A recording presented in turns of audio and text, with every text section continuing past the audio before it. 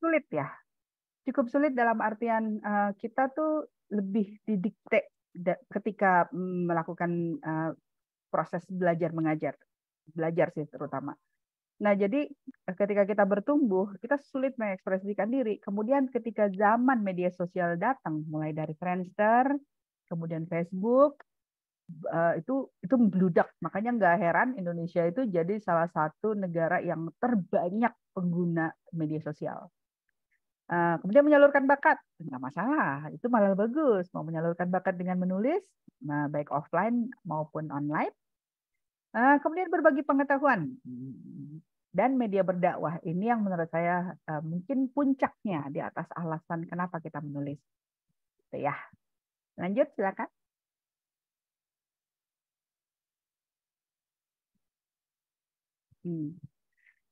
Nah, teman-teman harus ingat, kalau teman-teman selama ini belum pernah menulis, terus gimana ya memulainya ya? Takut salah, takut dikritik, takut begini, takut begitu. Teman-teman harus ingat, di dunia ini tidak ada orang yang terlahir ahli. Yang ada itu orang yang tekun. Yang ada itu orang yang rajin. Penulis, walaupun sudah profesional, kalau dia tidak rajin menulis, maka tumpul gitu loh kemampuannya. Jadi teman-teman harus ingat, nggak ada yang langsung ahli, semua juga dimulai dari awal, dari coba nulis huruf A atau nulis alif, gitu ya. Jadi di dunia tulis menulis itu yang paling penting adalah tadi itu tekun, rajin, dan terus repetition, harus terus diulang, diulang, diulang. Baca karya orang, kemudian kita menulis seperti itu. Ya, silakan dilanjut.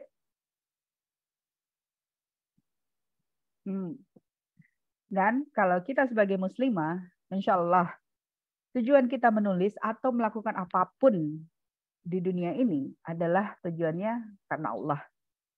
Jadi kalau dalam tulisan tadi seperti saya bilang, alasan menulis adalah sebagai media kita berdakwah atau sharing informasi, berbagi ilmu, berbagi pengetahuan. Ini kita berlandaskan pada hadis, sebaik-baik manusia adalah yang paling bermanfaat bagi orang lain. Gitu ya. Jadi nggak ada alasan teman-teman ragu menulis karena takut salah. Kalau di komen yang negatif-negatif biasa, namanya selebritas semua juga seperti itu. Kalau misalnya dia apa yang kita lakukan? Kalau teman-teman pernah mendengar cerita tentang keledai dan ayah dan anaknya, pernah dengar nggak? Jadi keledai, ayah dan anaknya itu jalan dari pasar menuju rumahnya nih. Itu ada yang pernah tip. Nah, ini buat teman-teman yang belum pernah dengar, saya ceritakan sedikit. Keledai, jadi suatu hari itu ada seekor keledai, ada seorang bapak-bapak sudah tua dan anaknya masih muda, berjalan dari pasar ke rumahnya. Tapi keledainya itu dituntun. Ketika lewat orang bilang, itu orang bodoh punya keledai kok nggak ditunggangi, gitu. Dikomentari seperti itu. Kemudian bapaknya dengar, ya udah anaknya lah yang suruh naik gitu ya. Ya udah kamu naiklah nak. Terus lewat lagi orang bilang, itu anak nggak punya pikiran ya. Bapaknya kan udah lebih tua. Kenapa nggak bapaknya yang naik aja? Anaknya kan masih sehat. Gitu. Dikomentari seperti itu. Oke, ini sekarang gantian nih. Bapaknya yang naik, anaknya jalan gitu ya. Kemudian lewat lagi orang. Terus orang komentar, itu bapak gimana sih? Nggak kasihan apa sama anaknya disuruh jalan begitu aja? Kok nggak diajak naik bareng? Nah, oke, akhirnya si bapaknya, ya udahlah kita naik bareng aja dua-duanya. Keledainya dinaikin berdua-dua. Kemudian lewat lagi orang. Orang komentar apa? Itu orang nggak punya pikiran di berdua-dua ya. Kasihan keledainya kepayahan itu berjalan. Heran. Jadi, apapun yang kita lakukan pasti dikritik. Orang suka nggak suka, pasti dikomentari. Jangan sampai hal itu mengecilkan semangat untuk menulis. Jangan sampai itu mengecutkan, membuat kita jadi, males deh. Padahal menulis itu media dakwah. Sampaikan ayat walaupun hanya satu ayat, ya kan? Jadi harus tetap niatnya lillahi ta'ala. Kita ini ibadah, kita menulis yang baik-baik, bahkan di komentar sekalipun di media sosial, sebaiknya gunakan bahasa yang baik, yang tidak menyakiti orang lain, yang berempati, yang enak dilihat gitu loh. Jadi itu juga menjadi representasi buat kita muslimah bahwa oh Islam itu memang rahmatan lil alamin. Benar-benar agama yang damai karena orang-orangnya juga cara berpikirnya damai, enak dibaca, enak dilihat. Kayak gitu ya. Silakan lanjut. Sekarang kita masuk ke mengenal jenis tulisan. Saya di sini sebenarnya ada banyak klasifikasinya, tapi saya mengklasifikasikan 4 aja. Jurnalistik, karya ilmiah, karya sastra atau fiksi. Ada juga karya sastra non-fiksi ya, tapi ini saya lebih ke fiksi. Kemudian microblogging, kita ini tidak bisa dipungkiri bahwa kita juga menggunakan media sosial, kemudian kita menulis, baik menulis caption maupun menulis komentar gitu ya. Nah kalau bedanya, jurnalistik itu misalnya berita, itu lebih singkat, lugas, dan aktual yang paling penting. Jangan sampai basi gitu ya kalau jurnalistik. Kemudian kalau ilmiah, karya ilmiah itu selalu temanya sudah fix, sudah ditentukan. Nah, kemudian ada referensi-referensi. Ini juga artikel juga ada ya, seperti ini ya. Kemudian diksi, diksi itu pemilihan kata ya. Itu juga yang dipilih pemilihan katanya adalah biasanya vokabulari yang formal gitu ya, tidak bahasa pop. Nah, kalau karya fiksi itu temanya bebas. Kita mau apa aja bisa nulis. Seperti saya spesialisasi kalau di cerita pendek itu lebih banyak ke urusan percintaan. Dan tapi filosofis loh ya, nggak sekedar percintaan gitu ya. Kemudian bahasanya lebih bertutur, lebih mengalir, dan bahasanya lebih pop. Pop itu maksudnya populer. Jadi yang apa ya, komunikatif. Biar orang tuh baca tuh nggak kayak kita lagi baca textbook apa ini ya gitu ya. Kalau bahasa fiksi itu nggak bisa kayak gitu. Orang malah bosen karena orang itu membaca sesuatu karya fiksi itu adalah istilahnya bisa dibilang kalau saya pribadi ya alasannya kenapa saya baca novel, kenapa saya baca karya fiksi itu untuk sedikit melepaskan diri dari dunia, kemudian masuk ke dunia lain yang ada di benak kita yang mengikuti gaya tulisan orang gitu lah. Nah, kemudian kalau microblogging itu saya contohkan caption di medsos. Terutama di kayak di X ya, Twitter maksudnya. Itu kan hanya 160 karakter kalau nggak salah ya, atau sudah lebih dari 200 karakter ya. Saya nggak update. Cuman kalau kayak misalnya di Instagram juga hanya 2000 karakter. Jadi bisa dibilang itu super pendek dan bebas materinya, temanya, topiknya apa aja dan cenderung clickbait. Nah, nanti saya akan bicara sedikit soal clickbait nih. Ini dosa besar sebenarnya kalau saya boleh bilang clickbait. Tapi clickbait yang buruk ya, itu dosa deh kalau menurut saya. Nah, kemudian juga diselingi humor. Kalau teman-teman mungkin kalau saya sih di media sosial saya lebih suka nontonin video konten meme ya, namanya meme gitu, meme. Itu meme kucing. Gitu loh, video-video kucing. Itu captionnya anak-anak sekarang itu kalau bikin caption tuh ada aja gitu ya, selalu bikin saya ketawa. Jadi humor itu penting. Oke, silakan lanjut. Next. Halo. Hilang kah? Halo, Ah, operator, boleh dilanjut? pipis dulu nggak? Oh, nggak. Oke. Baik, saya lanjut ya. Nah, pada umumnya itu nggak ada aturan baku membuat tulisan tuh nggak ada. Cuman memang ada etikanya. Nah, hanya saja silakan dilanjut. Nah, ada etikanya. Nah, ini mungkin bisa dicatat oleh teman-teman ya, karena ini buat kita muslimah elegan. Saya selalu menyebutkan kita muslimah itu dimuliakan oleh Allah, dimuliakan oleh Rasul. Jadi kita juga selayaknya elegan gitu dalam menghadapi apapun. Termasuk dalam urusan menulis, kita harus punya etika. Kalau di jurnalistik itu sudah ada etika jurnalistik. Pertama ini kejujuran adalah sifat dasar yang harus dimiliki oleh penulis. Harus jujur, itu nomor satu. Di agama juga kita diajarkan harus jujur, itu nomor satu. Benar nggak sih? Itu sinkron ya dengan urusan tulis-menulis ya. Nah, untuk jurnalistik itu hendaknya kalau menulis itu tidak mengandung hal yang bersifat fitnah, hasutan, sara, framing. Framing itu mengarahkan gitu ya. Kemudian menyesatkan dan hoax. Hoax sebenarnya kita nyebutnya hoax. Itu karena ya bohong ya, namanya hoax itu pasti bohong. Nah, itu jangan deh, dosa itu. Nanti kita diminta pertanggungjawabannya. Mungkin nggak sadar tapi nanti pasti Allah minta pertanggungjawaban gitu ya. Ini karena kita forumnya istilahnya teman-teman, saya yakin teman-teman di sini punya semangat untuk dakwah ya. Jadi saya langsung approach-nya langsung ke agama. Nah, kemudian karya ilmiah. Kalau karya ilmiah itu etikanya tentunya jujur, tidak plagiat. Tidak plagiat itu beda dengan ambil referensi ya. Kalau referensi kita harus menyebutkan sumber. Tapi kalau plagiat itu mengakui karya orang sebagai karya kita, baik separuh ataupun seluruhnya. Itu dosa, jangan mencuri. Plagiat itu, kalau kita penulis itu apa ya? Kita menganggap plagiat itu pencurian loh, pencurian hak intelektual. Walaupun hak intelektual mungkin nggak seluruhnya dipatenkan ya, dipatenkan di apa? Didaftarkan, diregistrasi sebagai klaim milik kita, tapi sayangnya Indonesia itu kurang ya hak intelektual itu.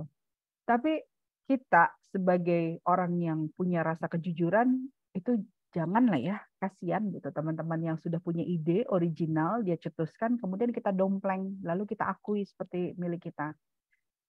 Ini kalau untuk di media sosial saya banyak banget menemukan postingan-postingan yang sebetulnya dia repost tapi dia nggak sebut nama sumbernya. Itu tolong jangan dilakukan ya teman-teman ya. Kita mungkin nggak banyak di sini, tapi kita harus mulai dari diri sendiri. Kalau kita mau repost, kita harus sebutkan nama sumber tempat sumber kita merepost gitu ya. Nah, kemudian juga kalau lanjut ke karya ilmiah, kita harus menjunjung hak cipta, kan saya balik lagi ke hak cipta, hak intelektual itu sama. Kemudian valid dan dapat diandalkan dari akurasi dan konsistensi tulisan. Nah, kalau untuk karya sastra dan lainnya, ini saya maksudnya lebih ke fiksi ya dan non-fiksi mungkin. Nah, kalau fiksi itu bebas, tetapi sebaiknya menulis dengan santun dan diksi yang tepat. Diksi itu nggak harus selalu, diksi pemilihan kata ya. Diksi itu tidak harus selalu formal, tapi tepat. Tepat digunakan dalam satu kalimat.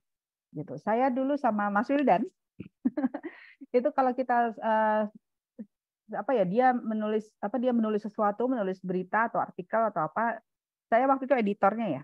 Jadi dia pasti datang ke saya, kita diskusi diksi apa yang tepat untuk digunakan. Kayak misalnya ada acara pembukaan, tapi kalau hanya seremonial aja kok nggak seru ya, gitu ya.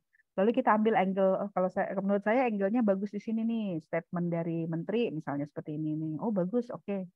Nah itu kita untuk menulis satu tulisan yang kayak begitu aja, itu butuh diskusi sama orang yang ahli. Tapi kalau teman-teman mau sendiri ya nggak apa-apa gitu loh, nggak masalah. Karena kalau harus diskusi lagi, membutuhkan waktu yang lama sehingga kapan publikasinya malah udah keburu malas kayak gitu kan. Nggak apa-apa. Tapi yang penting kalau misalnya teman-teman sudah menulis satu tulisan, baca lagi, dan baca lagi paling nggak 3 kali. Kalau teman-teman udah asik, udah enak, kayaknya udah enak nih, dan pembaca kayaknya ya minimal dia maulah baca sampai habis gitu ya. Karena kan kita sadari orang makin lama makin nggak punya waktu untuk baca, bahkan Indonesia dibilang darurat baca. Jadi kita sebagai penulis itu tertantang untuk gimana caranya bikin tulisan yang bagus, yang menarik, dengan kata-kata yang dipilih juga kuat dan lugas gitu ya.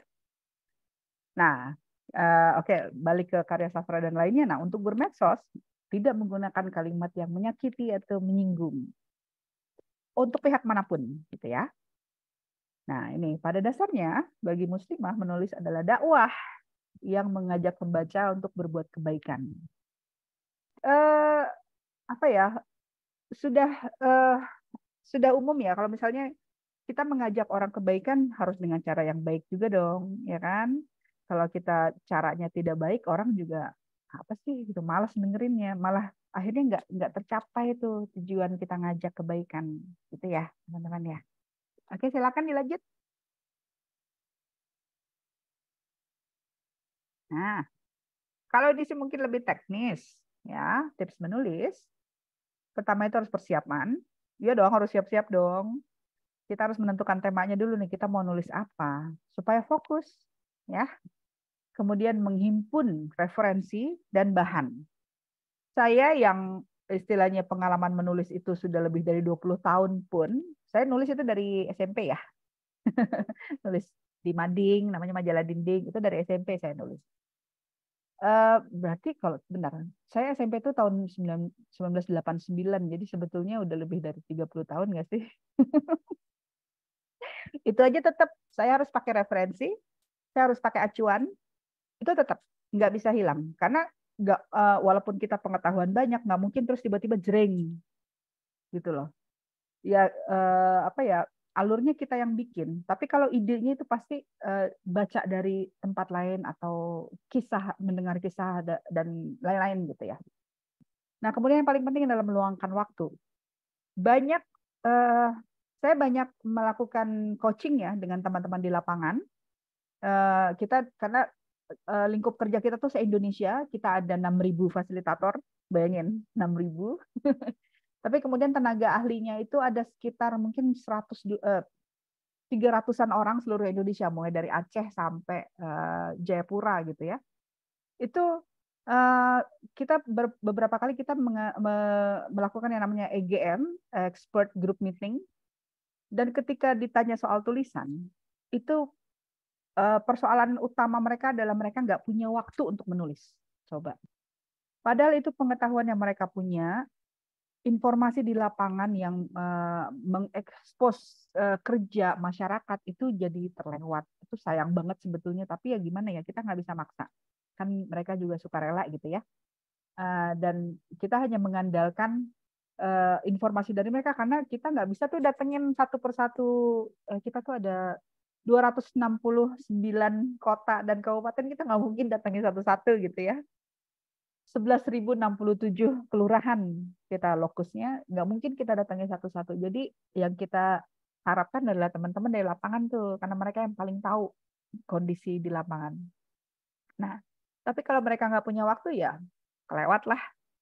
Nah, jadi di sini teman-teman juga ingat apa yang teman-teman ketahui mungkin tidak diketahui orang lain. Jadi itu harusnya juga sudah jadi motivasi untuk bisa berbagi pengetahuan. Tidak hanya ilmu, tapi pengetahuan.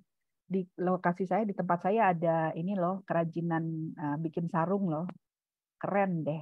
Dia udah ekspor dong, gitu loh. Itu kita nggak tahu, saya nggak tahu. Tapi mungkin teman-teman yang tahu, oh, keren loh ini kualitasnya dan lain-lain. Nah itu hal-hal seperti itu aja bisa ditulis sama teman-teman. Dan itu akan bantu orang juga. Nggak usah mikirin endorse lah ya, itu rezeki Allah yang ngasih gitu ya.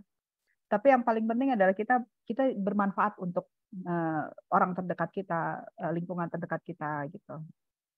Nah, kemudian kalau balik ke tips menulis untuk tulisan jurnalistik, nanti kita akan gali sedikit lagi. Tentu saja menggunakan kaidah 5W1H, kemudian PUEBI, dulu zaman saya namanya EYD, sekarang namanya PUEBI, ejaan bahasa Indonesia yang disempurnakan lah istilahnya gitu ya. Nah, kalau untuk tulisan lain seperti ilmiah, sastra, fiksi, itu juga sama sih, sama dengan jurnalistik. Semua tulisan itu harus fokus seperti kita kalau bicara, kita harus fokus. Kalau kemana-mana orang bingung, ini mau dibawa kemana sih obrolan kita gitu. Ini mau dibawa kemana tulisan ini gitu loh. Nah itu harus fokus, to the point. Kemudian lugas, lugas itu teman-teman udah tahu kan ya artinya lugas ya. Jadi ya to the point sebenarnya lugas itu dan tepat. Solutif. Kalau hanya sekedar nulis masalah ngalor ngidul nggak ada solusinya, gunanya apa? Gitu ya teman-teman. Gunanya apa gitu loh menulis? Kalau hanya sekedar ada masalah nih ya, ini misalnya 17-an kayaknya hadiahnya kurang banyak, jadi orang nggak termotivasi untuk lomba 17-an misalnya. Udah, terus solusinya apa gitu? Ini karena bentar lagi 17-an gitu ya. Itu. Jadi teman-teman harus nulis. Harus ingat kalau menulis itu harus ada solusinya juga. Walaupun mungkin bisa didebat nanti oleh teman yang lain, nggak apa-apa. Jangan lupa kalau misalnya kita nulis itu disclaimer. Kalau ada kekurangan, maaf, afwan ya. Kok saya jadi ngalor ngidul gini. Maksudnya maaf kalau misalnya ada kekurangan, kalau ada pendapat teman-teman silakan disampaikan di komentar. Nah, itu kalau kita bermedsos ya, nulis di medsos atau nulis di blog misalnya, itu bisa dapat feedback dari orang, itu malah lebih interaksi, itu nambah baca sebetulnya.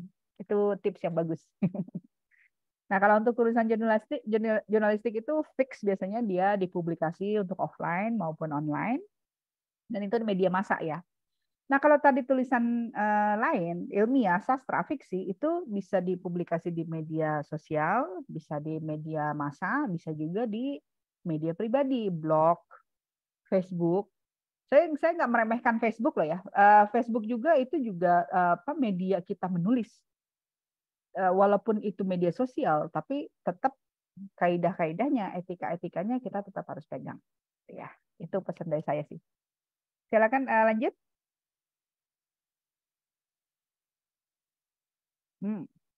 Ini teknis. Saya malas jelasinnya, teman-teman baca aja ya. Nanti ini di-share kan ya, linknya ya, materinya di-share ke teman-teman kan ya. Iya. Oke, sip. Biar nggak bosen, lanjut aja nanti teman-teman baca. Apa jurnalistik dan tujuannya. Nah, kemudian ada mungkin yang tanya, jurnalistik sama jurnalisme itu bedanya apa? Ini, nggak ada bedanya sebenarnya. Cuma beda istilah aja. Oke, nanti teman-teman baca sendiri ya. Oke, dilanjut.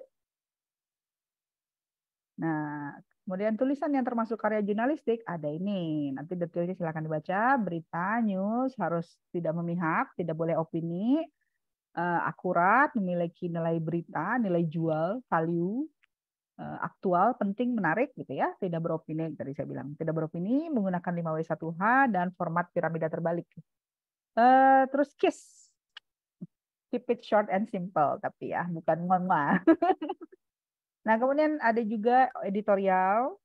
Ini analisis. Kalau seperti saya tadi bilang, saya ada di desk investigasi, saya juga diajarin untuk editorial. Tapi biasanya editorial itu kita menghimpun kayak misalnya tren berita minggu ini yang lagi boom apa gitu ya, yang lagi blow up apa, itu kita bahas, kita analisis, kemudian pakai referensi-referensi. Nah, ini bisa dibaca nanti. Kemudian feature, pendekatan yang kreatif, gaya bahasa bebas, tidak harus menggunakan piramida terbalik. Terus tujuannya itu lebih ke menghibur dan human interest. Kalau di medsos itu saya paling suka teman-teman yang share kayak animal shelter ya. Saya ngikutin Claw, jadi bukan endorse ini. Saya ngikutin kayak misalnya animal shelter kayak Claws, terus juga ada animal shelter di luar negeri. Itu mereka nulis soal pertama dari pengetahuan soal hewan yang mereka kelola, kemudian juga kalau misalnya shelter itu mau adopt atau gini, harus tipsnya begini, harus sayang sama hewan dan lain-lain. Itu saya suka banget gitu ya. Itu juga bisa jadi bahan tulisan sebetulnya. Silakan dilanjut. Nah, ini dia piramida terbalik. Mungkin teman-teman sudah yang pernah belajar komunikasi, belajar jurnalistik, ini sudah apa ya, kayak template pasti ada gitu ya. Piramida terbalik itu adalah isi yang paling penting itu diungkapkan pertama. Kayak misalnya apa ya? Kalau lead itu jadi kayak pokok pikiran ya, lead itu. Pokok pikiran kita dalam tulisan itu adanya di paragraf pertama. Paragraf pertama maksimal paragraf kedua gitu. Kayak misalnya acara hari ini. Lead itu biasanya diambil dari statement narasumber. Seperti tadi misalnya saya yang tadi bilang, tidak ada orang yang langsung ahli, tidak ada orang yang lahir langsung ahli. Itu bisa jadi lead buat teman-teman. Kemudian baru bawahnya informasi soal kegiatan ini, bahwa ini adalah kegiatan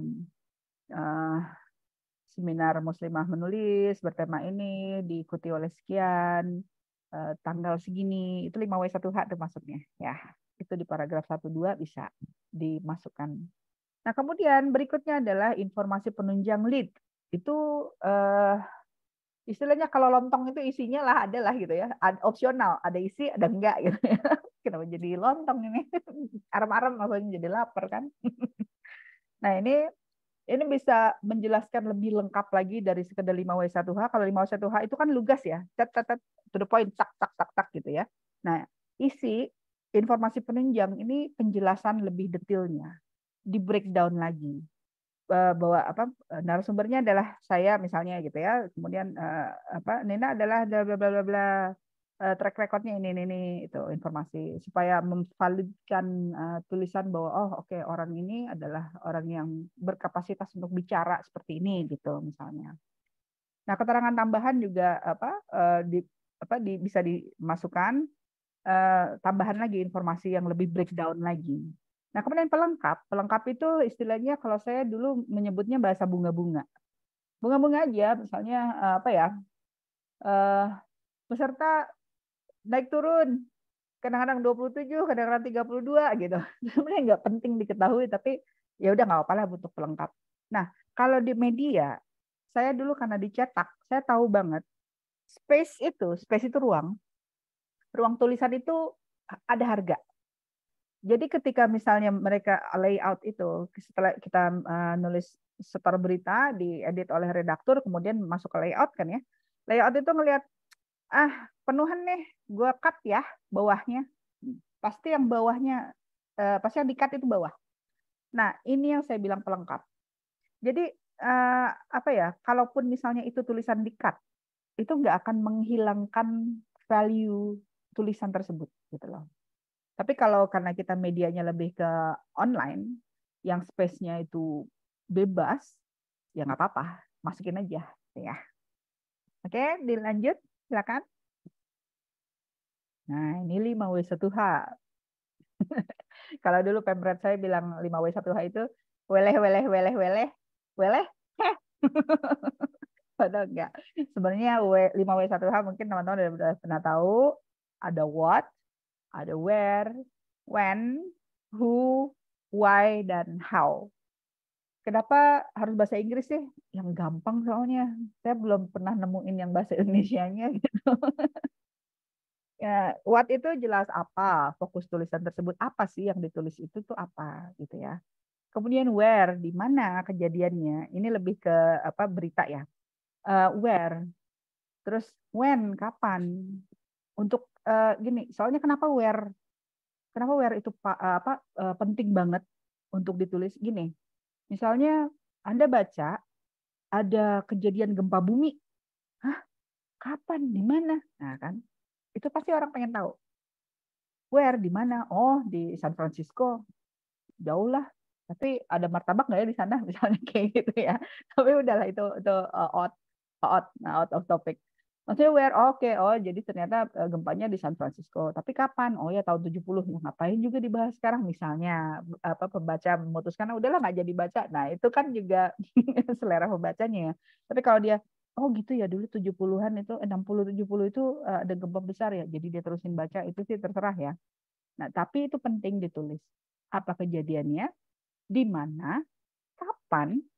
Nah, berikutnya adalah who. Siapa orang yang diwawancarai? Biasanya orang yang diwawancarainya itu adalah orang-orang yang berkapasitas untuk memberikan pendapat ya. Kayak misalnya teman-teman di lapangan nih, belajar wawancara. Menurut teman-teman, dampak statement dekan sama rektor lebih besar mana? Pasti rektor. Bupati sama gubernur, mana dampaknya lebih besar? Pasti gubernur. Gitu loh. Nah, itu tuh penting untuk diketahui sama ya walaupun mungkin nggak harus level gubernur banget lah ya gitu, tapi siapa yang paling berkapasitas untuk diwawancarai itu lakukan gitu, itu ditulis. Nah, kemudian why? Kenapa sih bisa terjadi gempa? Karena apa? Gempa mah nggak pernah ada penyebab.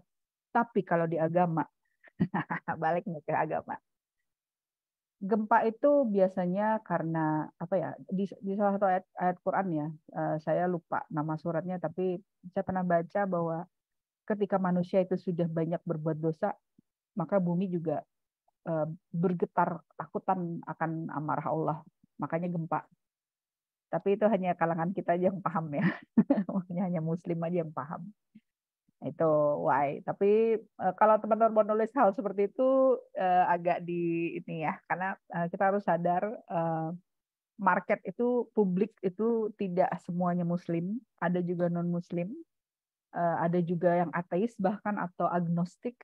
Jadi kalaupun kita mau menggunakan referensi dari agama kita, ya kita tulis seperti itu.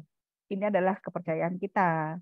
Kalau teman-teman punya pendapat lain silakan. Seperti itu ya. Kemudian how, bagaimana kejadiannya, itu juga diceritakan step by step-nya. Oh, gempa itu kemarin begini. Kemudian apa pengungsinya jadi sekian, sekian seperti itu ya. Oke, silakan dilanjut. Nah, ini tips membuat judul. Jujur saya paling bodoh kalau bicara buat judul. Jujur, ini namanya penulis harus jujur, jadi saya harus jujur. Saya dulu waktu masih bekerja bareng Wildan, yang temannya Mbak Mia ini, dia paling jago buat judul. Jadi setiap kali saya punya tulisan, saya pasti melipir ke mejanya Wildan, Mas, aku punya tulisan ini. Menurut Mas, judulnya apa yang bagus? Kemudian ngasih, Mbak ini aja Mbak, ini aja Mbak. Ini. Ah, itu. Tapi di sini saya kasih tipsnya ya. Teorinya saya tahu, tapi begitu prakteknya kok saya bodoh banget rasanya buat judul. Tapi tetap, ya beginilah teman-teman. Jadi walaupun saya narasumber, saya tidak sempurna. Kadang-kadang bodoh juga gitu ya. Jadi apa ya, ya mohon maaf kalau saya ada masih slip atau kekurangan. Kita sama-sama manusia ya. Nah ini oke, tipsnya balik mencakup seluruh pikiran pokok tulisan itu lead sih. Biasanya yang tadi saya sebutkan lead itu bisa menjadi judul, tapi diringkas lagi. Karena lead itu kan seperti tadi saya bilang, itu kan mencakup pokok pikiran kita ya. Tulisan kita intinya di mana itu ada di lead dan itu bisa jadi judul. Kemudian gunakan kata kunci dan diksi yang tepat. Kata kunci itu akan bagus untuk SEO ya, untuk search engine organizing apa sih saya nggak tahu O-nya itu saya lupa. Nah, kalau misalnya kita nulis di blog atau di Facebook atau di media sosial maksudnya, itu keyword itu sangat penting. Yang paling banyak dicari itu harusnya kita pakai supaya ketika dilakukan web crawler, maksudnya oleh Google itu ke jaring tuh, masuk tuh gitu ya. Itu tips aja. Kemudian berikutnya adalah menarik dan memikat sehingga pembaca penasaran. Yang ya pokoknya judul-judulnya yang eye catchy gitu ya, yang lucu gitu, yang orang tuh jadi pengen baca seterusnya gitu ya. Kemudian singkat dan mudah dipahami. Nah, eh dulu itu ini ada pergeseran ya. Karena saya dulu orang media jadul dan sekarang itu udah agak berbeda ternyata. Dulu itu kita maksimal bikin judul itu maksimal itu 11 kata. 7 dulunya, kemudian jadi 11. Sekarang ternyata jadi 14. Ini nggak tahu kayak peraturan eh, nggak peraturan kali ya, cuman kayak kesepakatan bersama. Maksimal 14 kata. Oke, itu. Jangan mohon maaf ya, saya mau mengutip seperti judul-judul yang dilakukan oleh koran kuning kayak misalnya lampu hijau, monitor gitu ya kalau di Jawa. Itu judulnya panjang banget. Eh, suka geli aja gitu. Tapi ternyata ya memang itu sih spesialisasi mereka ya. Tapi tolong jangan diikuti kalau bisa gitu ya. Dan ini, nah tidak menyesatkan. Clickbait yang tadi saya bilang. Clickbait itu dosa. Kayak misalnya, astagfirullah, ini ternyata begini nih. Aduh, itu menyebut nama Allah, tapi pas baca apa di bawahnya, kok nggak nyambung informasinya. Tolong jangan lakukan hal serendah itu ya. Clickbait yang positif nggak apa-apa.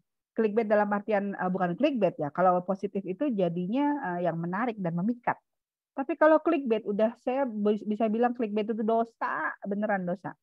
Karena apa yang ditulis di judul awal itu ternyata nggak ada gitu loh di tulisan inti yang sebenarnya tuh ternyata banyaknya nggak bohong gitu loh. Itu banyak banget dilakukan oleh orang-orang praktisi-praktisi media sosial, media massa. Kita jangan ikutin gitu ya. Biarin aja mereka. Kita jadi bagian yang sedikit aja nggak apa-apa. Yang benar, yang jujur, yang sedikit nggak apa-apa. Ya, oke, dilanjut.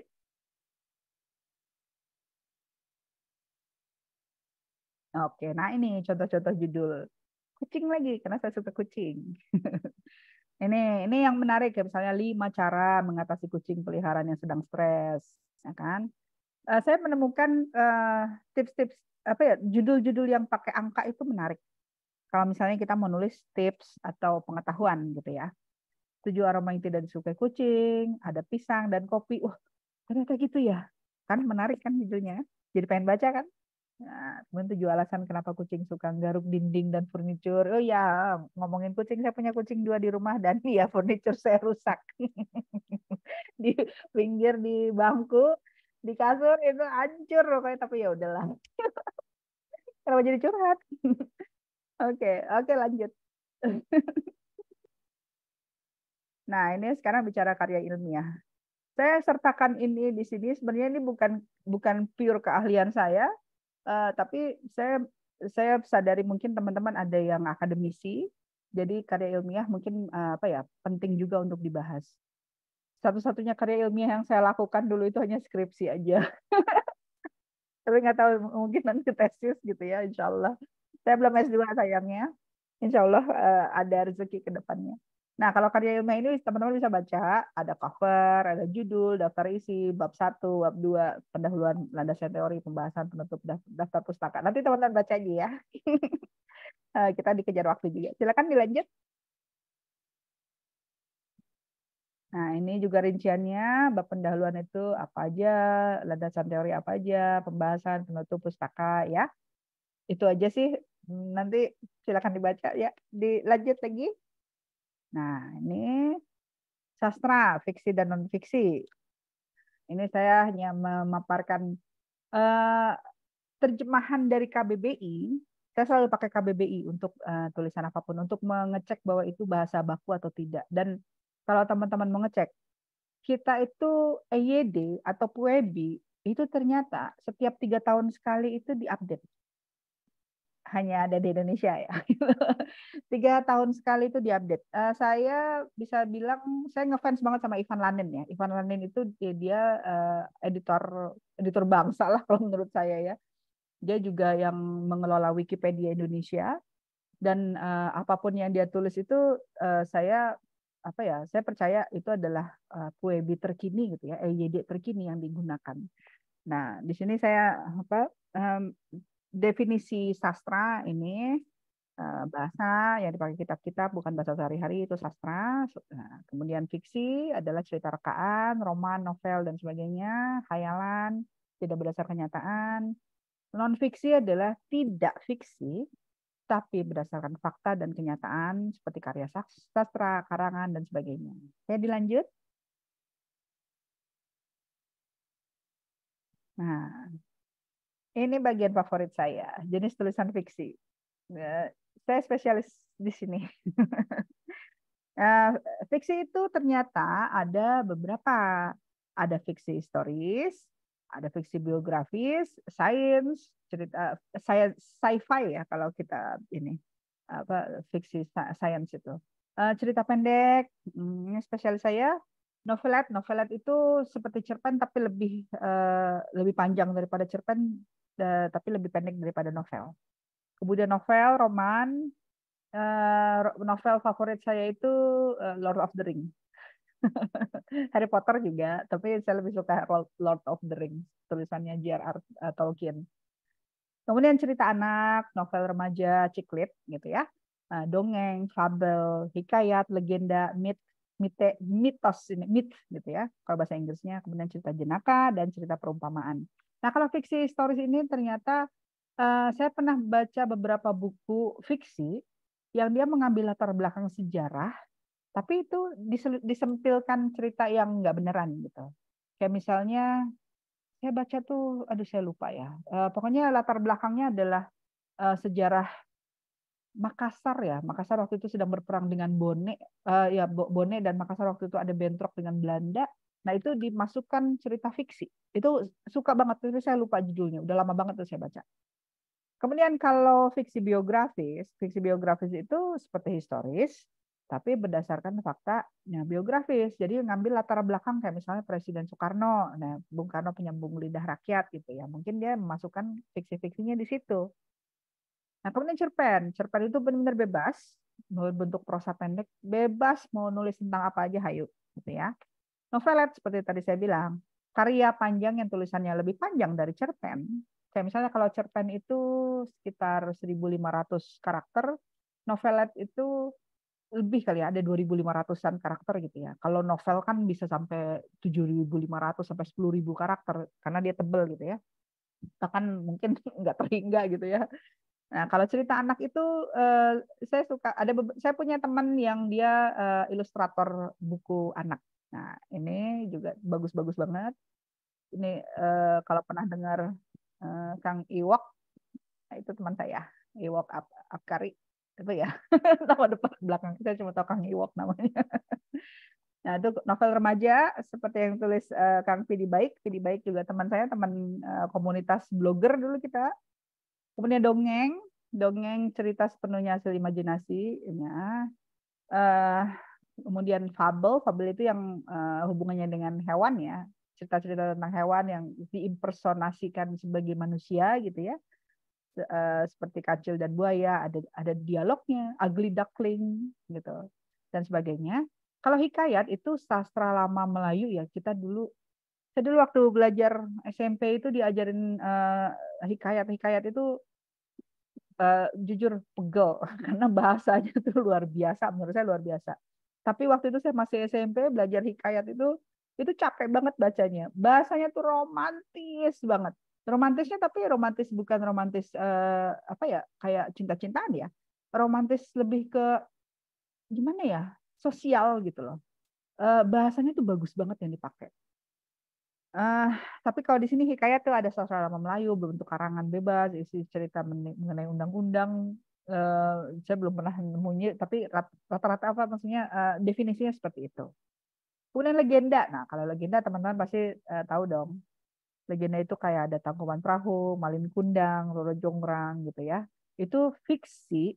Jadi teman-teman harus ingat, legenda itu fiksi yang bercerita tentang kejadian alam, asal-usul tempat atau benda, Tangkuban Perahu gitu kan, dibikinlah tuh cerita. Padahal sih sebenarnya itu fiksi gitu loh. Walaupun mungkin ada kearifan lokal, ada yang itu walaupun dibilang urban legend atau legend jadul, ternyata benar loh, walau alam. Uh, tapi menurut saya emang orang-orang dulu itu pandai ngarang gitu. Nah kalau mit itu dibuat dengan latar belakang sejarah, mitos ya, mengandung hal-hal gaib dan kesaktian yang luar biasa, seperti mitologi Yunani, mitologi tahu lah ya, misalnya mitologi Yunani itu yang ada Aphrodite, ada Zeus, ada Heracles atau Hercules kayak gitu-gitu ya, itu mit. Kemudian cerita jenaka ya, ini biasanya ya apa ya, cerita-cerita komedi, anekdot-anekdot gitu ya. Tapi biasanya walaupun dia anekdot, dia tuh kayak mengkritik mengkritik sesuatu tapi dengan cara humor, kayak mengkritik pemerintah atau mengkritik masyarakat gitu ya.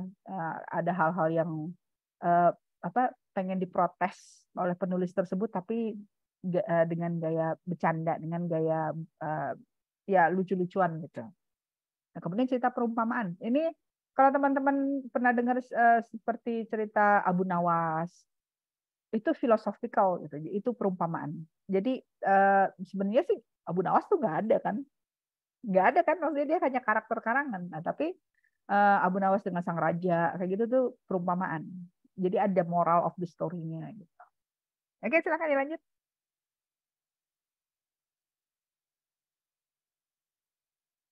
Nah, oke, ini tulisan non fiksi. Oke, tulisan non-fiksi itu mencakup tadi ada artikel, ada jurnal ilmiah, ada biografi, ada autobiografi. Teman-teman udah paham ya kalau definisi biografi dan autobiografi. Kemudian ada berita, jelas. Berita itu non-fiksi karena dia harus real, harus fakta. Kemudian essay, essay baik essay akademis maupun essay pekerjaan mungkin ya kalau ada teman-teman yang apa ya sistem pekerjaan di kantornya itu ada kayak upgrading setiap 6 bulan itu harus bikin essay itu ada gitu ya. Nah, seperti itu. Kemudian karya tulis ilmiah, kemudian catatan sejarah, dokumenter, advertisement. Nah, ini menarik. Ternyata advertisement itu non fiksi. Jadi memang dulu kita pernah berapa kali bikin advertising yang informasinya adalah memang tentang kegiatan kita di lapangan, kemudian kita posting di media massa, kemudian mereka posting, dan itu ternyata masuknya adalah tulisan non fiksi. Kemudian buku harian. Nah, tapi mungkin tidak dipublikasi ya. Tapi yang jelas ini non fiksi.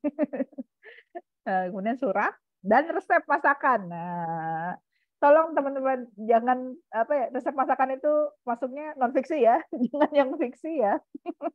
Soalnya nanti jadi PHP. Pengen belajar masak ini, ternyata dia cuma hayalan doang gitu. Oke, itu out, sorry. Oke, lanjut. Oke, udah masuk kesimpulan. Kesimpulannya saya lebih ke do's and don'ts. Jadi yang dilakukan dan boleh dilakukan dan jangan dilakukan ya. Yang boleh dilakukan itu tulisan silakan sesuai keinginan. Disampaikan dengan santun dan diksi atau pemilihan kata yang baik. Kemudian tema aktual. Aktual itu yang lagi trending gitu ya. Dan menarik ditulisnya. Kemudian referensi, jangan lupa referensi narasumbernya ambil yang memadai, yang nyambung dengan apa yang kita tulis. Kemudian evergreen, evergreen itu yang bisa dilakukan yang berlaku tulisannya lama banget kayak resep masakan, cara berkebun gitu ya, tips tanaman kayak gitu. Itu evergreen, lama gitu, yang bisa dilakukan, yang bisa ditiru oleh orang itu untuk lama lah, atau dakwah itu juga termasuknya evergreen. Jangan lupa buat judul yang menarik, gitu ya. Kemudian yang jangan dilakukan, please, itu provokasi. Nulis tapi wah seru, bagus, tapi provokasi, gitu ya. Yang malah jadi manas-manasin orang, itu jangan. Saya ingat kemarin ada ceramah, saya lupa apakah dari Syekh Asim Al-Hakim ya kemarin itu. Dia bilang Muslim itu rahmatan lil alamin, kita harus berlaku lemah lembut juga. Kalau seseorang itu berdakwah, ini kata beliau ya, berdakwah dengan cara berapi-api, dengan bahkan sampai kayak memaki-maki, itu bukan Muslim, bukan follower Rasulullah, dia bilang. Bukan pengikut Rasulullah. Tolong dijaga bahasa itu. Apa yang kita keluarkan di mulut nanti akan diminta pertanggungjawabannya, walaupun tujuannya baik. Jangan dilakukan. Jangan mengumpat, jangan memaki, jangan memprovokasi, ya. Kemudian yang kedua yang nggak boleh dilakukan adalah plagiat, niru, mengutip, mendompleng. Jangan itu, plagiat. Sara jelas, jangan sampai sara lah ya. Kita harus universal supaya bisa diterima oleh semua kalangan, gitu. Kemudian tidak sesuai fakta ya, bohong gitu ya. Kemudian opini yang tidak berdasar, asal nyablak aja gitu. Tulisan itu juga jangan. Kemudian mengarahkan kepada kesesatan berpikir, ini lagi jangan sampai ya, nanti dosanya kita ikut nanggung soalnya. Oke, silakan dilanjut, kayaknya udah mau habis nih. Nah ini saya ini sebagai pesan-pesan terakhir lah, maksudnya dari materi ini, jaga tulisanmu, tidak hanya lisan tapi tulisan juga gitu ya. Ada hadis mengingatkan keselamatan manusia itu tergantung pada kemampuannya menjaga lisan. Ini benar-benar saya alami ketika jadi wartawan. Banyak ini, sorry, agak out of topic, tapi ini nyambung tetap menurut saya. Banyak kejadian pembunuhan, mohon maaf nih, saya agak keras. Banyak kejadian pembunuhan, tawuran itu karena lisan. Karena dia menyakiti orang itu, dan orang itu kan kita nggak tahu kondisi psikologis mereka ya, apakah terus jadi terpicu jadi marah meluap-meluap, atau ya kalau dibilang mah apa ya, setan lagi lewat lah gitu ya. Kemudian dia kalap, gelap mata, dia tusuk orang tersebut gitu loh, orang yang ngomong tadi menyakitkan. Itu. Makanya benar yang hadis bilang di sini, Imam Bukhari bilang keselamatan manusia itu tergantung pada menjaga lisan. Mulutmu harimaumu itu benar adanya. Ya, itu real. Nah, kemudian dari Abu Hurairah dan juga dari Bukhari Muslim, siapa yang beriman kepada Allah dan hari akhir, hendaklah ia berkata baik atau diam jika tidak mampu berkata baik. Itu ya. Lanjut. Ada lagi? Nah, ini. Ini yang tadi saya selalu bilang. Tiada satu ucapan pun yang diucapkannya melainkan ada di dekatnya malaikat pengawas yang selalu hadir. Karena ada rakib dan atid yang nyatet gitu ya. Alhamdulillah kita sebagai muslim kita tahu ini, kita ada pengetahuannya, kita ada ilmunya, kita dikasih tahu oleh ustadz kita, oleh orang tua kita. Hati-hati dengan sikapmu, Allah mencatat. Allah itu walaupun pakai rakib dan atid, Allah lihat. Allah maha melihat kan. Dan tidak ada satupun yang luput gitu loh. Nah itu ya saya mungkin nggak catat di sini, tapi teman-teman pasti tahu ya. Ketika kita di masa hisab nanti, insya Allah mudah-mudahan kita dapat surga tanpa hisab ya teman-teman ya. Insya Allah mudah-mudahan kita harus yakin aja Allah akan memberi rahmat dan rahimnya gitu ya ke kita. Itu semua tangan, kaki bicara, perut, mulut diem, tapi semua seluruh badan kita bicara. Bagaimana cara bicaranya Allahu alam. Allah itu super canggih, kita mungkin nggak kepikir gitu loh. Cuman mungkin di sini ada data, ini udah ada data semuanya, Allah tinggal tinggal klik satu tombol kasarnya terus kemudian terbaca semua gitu loh. Nah, jangan sampai apa yang kita lakukan mungkin nggak sengaja, apalagi sengaja, yang ternyata membawa mudarat untuk orang lain dan untuk kita. Itu jangan sampai. Ya. Lanjut. Nah, ini hanya sedikit pesan terakhir. You are what you write. Jadi Anda adalah apa yang Anda tulis. Apa yang kita tulis, apa yang kita katakan adalah refleksi dari cara kita berpikir. Jadi kalau kita memang seorang muslimah yang solehah, yang bertakwa, mempunyai akhlak yang baik, tentunya apa yang kita ucapkan, apa yang kita tuliskan juga hal-hal baik yang keluar dari kita. Ya. Oke, kayaknya udah deh ini lanjut. Cuma terima kasih deh kalau nggak salah dan daftar pustaka. Nah, you can do it. Intinya itu ya, teman-teman pasti bisa. Jangan takut salah, coba aja tulis. Ya, oke, udah kayaknya selesai. Alhamdulillah. Mudah-mudahan nggak ada yang ketiduran nih. Silakan dikembalikan ke Mbak Mia. Oke, Masya Allah materinya dan sharingnya. Alhamdulillah. Materinya daging semua, jadi aku catat beberapa. Alhamdulillah. Oke, kayaknya aku mau ngikutin jejak Kanina nih jadi penulis. Masya Allah. Ayo. Semakin banyak, makin bagus. Kita dakwahnya jadi makin lancar. Kak Wilda sendiri kan bilang, udah kamu aja ngikutin jejak saya. Nah, kiranya dah. Udah. Gimana? Jadi semangat lagi dalam menulis. Oke. Sebelum memasuki sesi selanjutnya, saya boleh izin bertanya Kak Nina, boleh ya? Boleh, silakan. Coba. Waktu Kak Wildan itu ngadain seminar menulis juga, tapi kan Kak Wildan tuh selalu menceritakan kesulitannya dalam hal menulis. Kalau Kak Wildan sendiri kan menceritakan, saya tuh kalau pikirannya lagi kacau nggak bisa menulis gitu. Kalau bagaimana kalau Kak Nina sendiri nih kesulitan dalam hal menulis tuh kira-kira seperti apa? Oh, writer's block ya. Ya, writer's block is real. Kadang-kadang itu terjadi sama saya, bisa berhari-hari, bisa berminggu-minggu. Itu benar. Memang mood apa ya? Kalau kita udah hitungannya sudah kalau udah profesi sih kita nggak bisa ya, harus memaksa gitu, harus memaksa diri untuk bisa nulis. Tapi Tapi kalau misalnya kita lakukan sebatas hobi atau karena kita ingin terus mengasah keahlian menulis, ketika writer's block ini datang, itu mau nggak mau harus meluangkan waktu untuk relax. Kalau saya nggak mau dibilang soleh banget gitu, tapi kalau misalnya memang saya lagi butek itu saya sholat. Kalaupun sholat misalnya hanya sholat wajib, tapi saya lamakan doa. Saya biasakan diri itu berdialog sama Allah itu bahkan hal kecil kayak misalnya, ya Allah tadi kok ini ya kesel banget ya kucingku ngerusak furnitur kayak gitu tuh diomongin gitu ya. Terus apa pokoknya apapun yang bikin kita rileks, apapun yang bikin kita tenang, bahkan kalau misalnya tidur dulu aja deh, ngopi kayaknya enak deh, bisa makan pisang goreng gitu ya, atau bikin mie goreng pakai telur, pakai apa pakai kangkung, terus pakai cabai yang banyak. Nah pokoknya lakukan apapun yang bikin kita lebih rileks, mood balik lagi.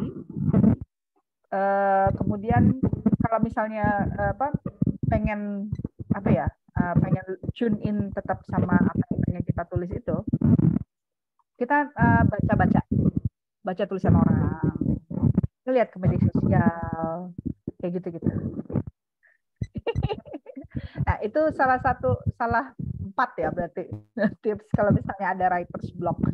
Cuman teman-teman nggak harus ngikutin cara saya, bisa lakukan apa aja ya itu. Kayak prinsipnya adalah bikin kita rileks, bikin kita asik, bikin kita seneng gitu. Kemudian baru fokus lagi gitu. Karena emang harus dipaksa. Kenapa saya bilang kita harus maksain diri untuk bisa mencapai. Karena saya menemukan dalam hidup itu Allah suka maksa loh.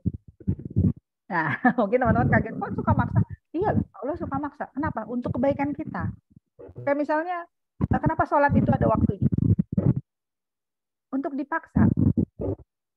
Kayak misalnya udah azan, udah datang nih, udah bunyi nih, udah bunyi macam azan. Terus kita masih ngantuk. Kan kita harus memaksa diri untuk untuk memenuhi panggilan itu. Jadi sebenarnya bagus. Memaksa diri itu bagus supaya kita bertumbuh. Gitu. Kenapa jadi begitu ya? Oke, lanjut. Pertanyaan lain. Gak apa-apa. Silakan. Terima kasih jawabannya, Masya Allah banget. Jadi bikin nambah semangat nih untuk menulis baik itu di media sosial maupun di media massa. Alhamdulillah. Oke. Sekarang kita masuk ke sesi selanjutnya ya, yaitu sesi tanya jawab. Oke, ini sesi yang ditunggu-tunggu sama audiens nih. Pasti nggak sabar kan audiensnya? Silakan. Oke, saya akan membacakan sedikit aturan untuk mengajukan suatu pertanyaan. Yaitu, ada 2 sistem, yaitu sistem penanya secara langsung sama sistem penanya lewat kolom chat. Tolong panitia, tolong bantu saya ya cari penanya ya. Dengan formatnya nama, asal mahasiswa, terus sama pertanyaannya. Kalau umum nama sama pertanyaan saja. Oke, baik langsung saja sesi pertanyaannya. Saya mulai dulu dari pertanyaannya secara langsung. Tolong di raise hand dulu di Zoom-nya. Oke, saya cari. Ada yang raise hand? Yo, nggak usah malu-malu. Tanya apa aja.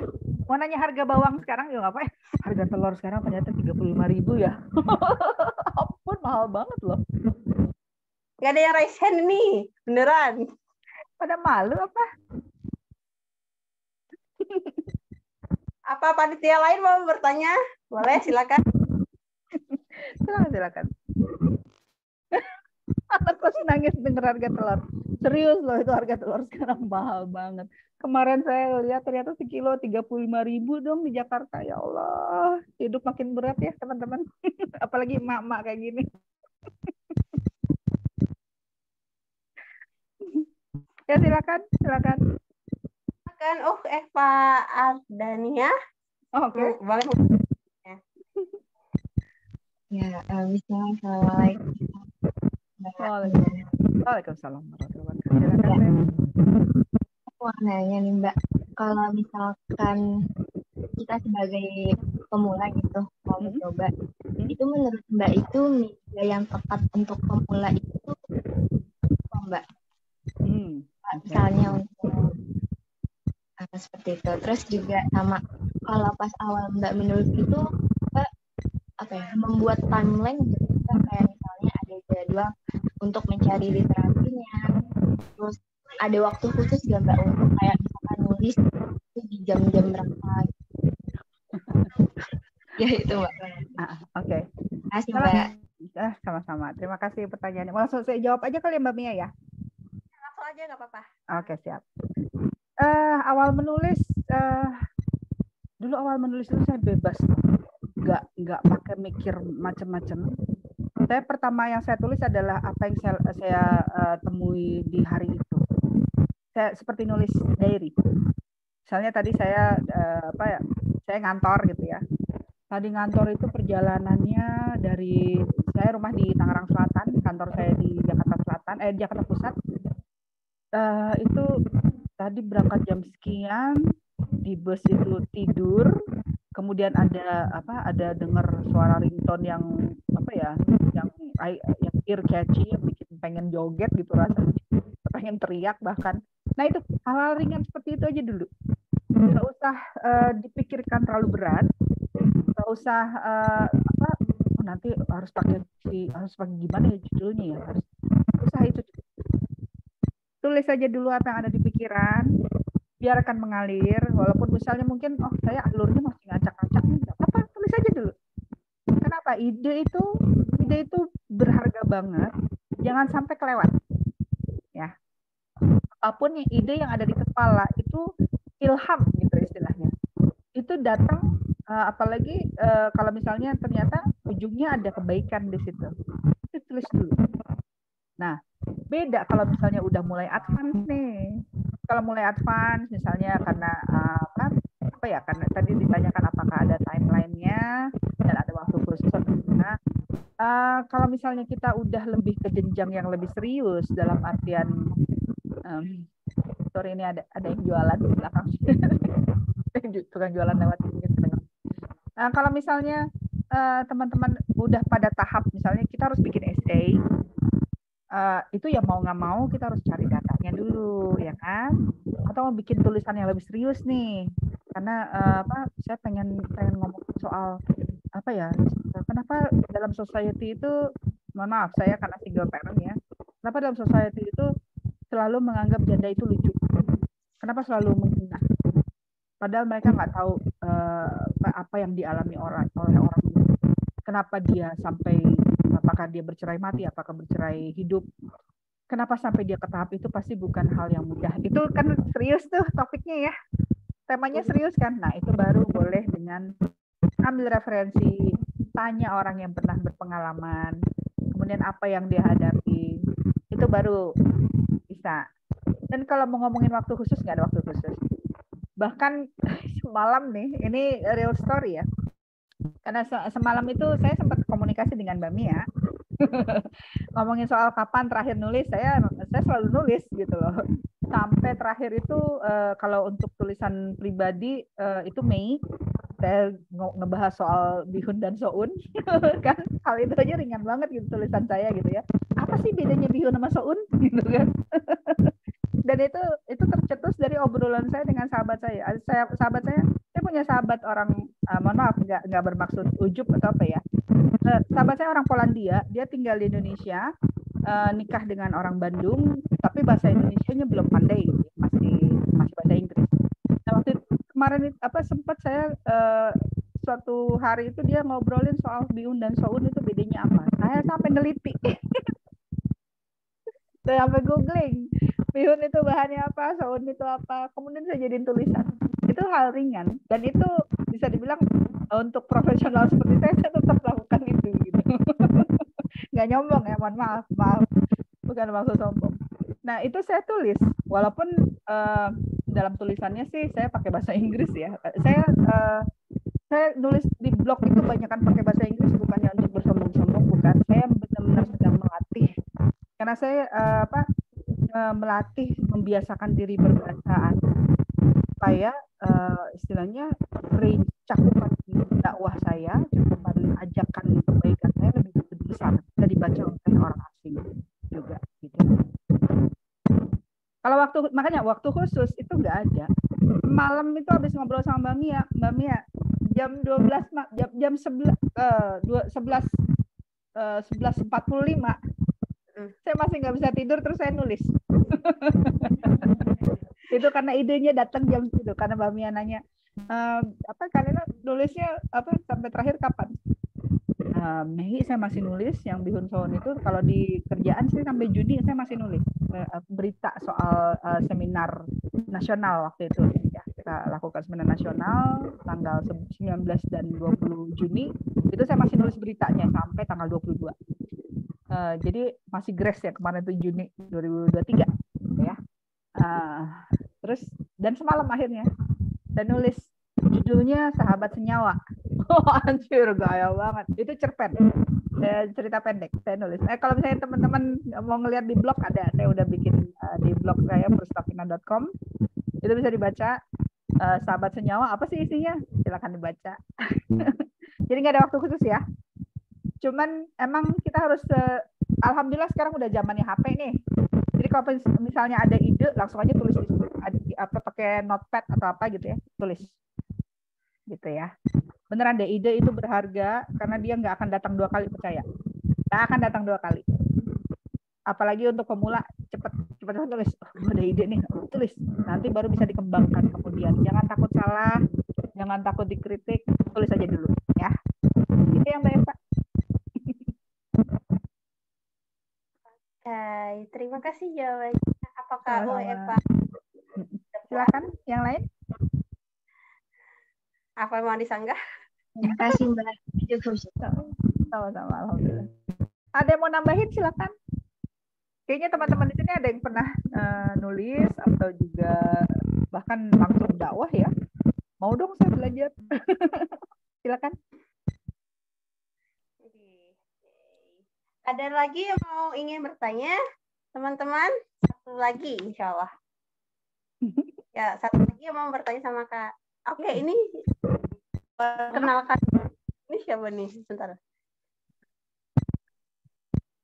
Aziza sama Shania. Aziza sama Shania. Ya, silakan kita siapa pilih. Aziza Rahma dari LDK Mirai UP. Ya. Oke, silakan, Terima kasih atas kesempatannya. Assalamualaikum warahmatullahi wabarakatuh. Waalaikumsalam. Pertanyaan saya, selama Kak Nina menulis, apakah ada strategi tersendiri Kak untuk menarik perhatian pembaca di awal-awal paragraf pertama gitu Kak? Ini itu pertanyaannya dari saya. Terima kasih. Oke. Mau dilanjut sama Mbak Sania?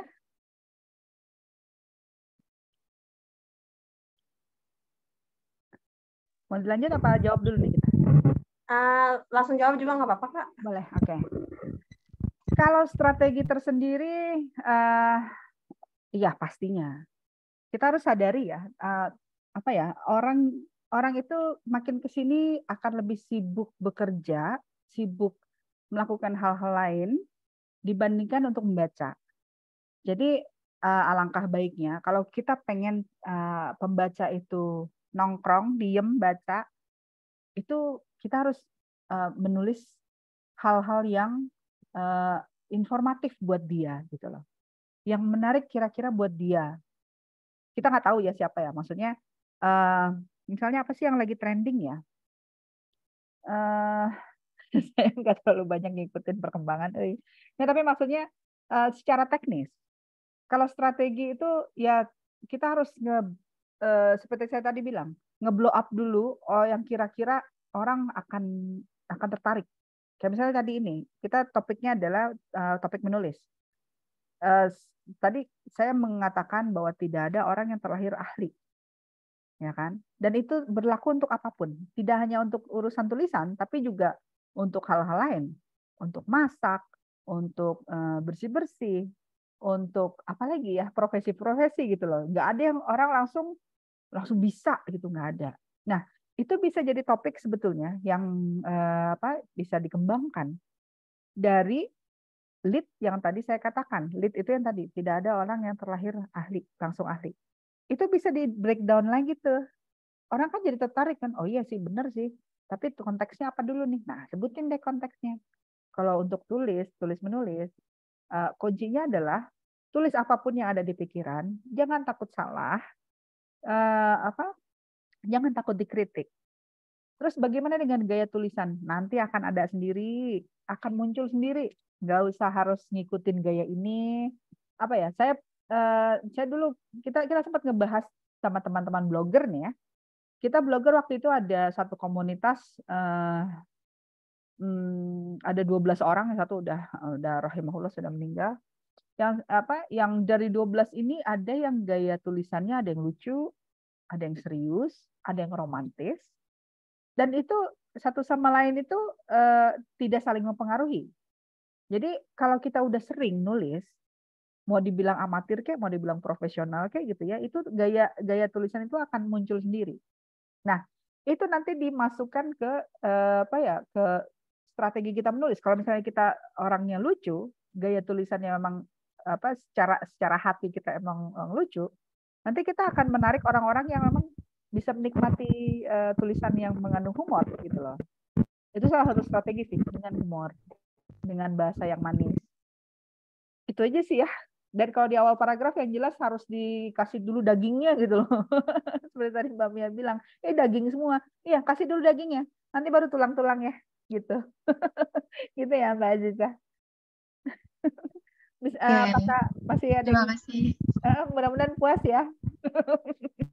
Ya Kak, terima kasih sangat menjawab penjelasannya. Alhamdulillah. Mudah-mudahan bermanfaat. Silakan berikutnya. Oke, berikutnya saya lihat dulu. Sania Mutmaina dari LDK Mirai UP juga. Masya Allah. Silakan. Baik, terima kasih Kak. Saya izin bertanya kepada Kanina.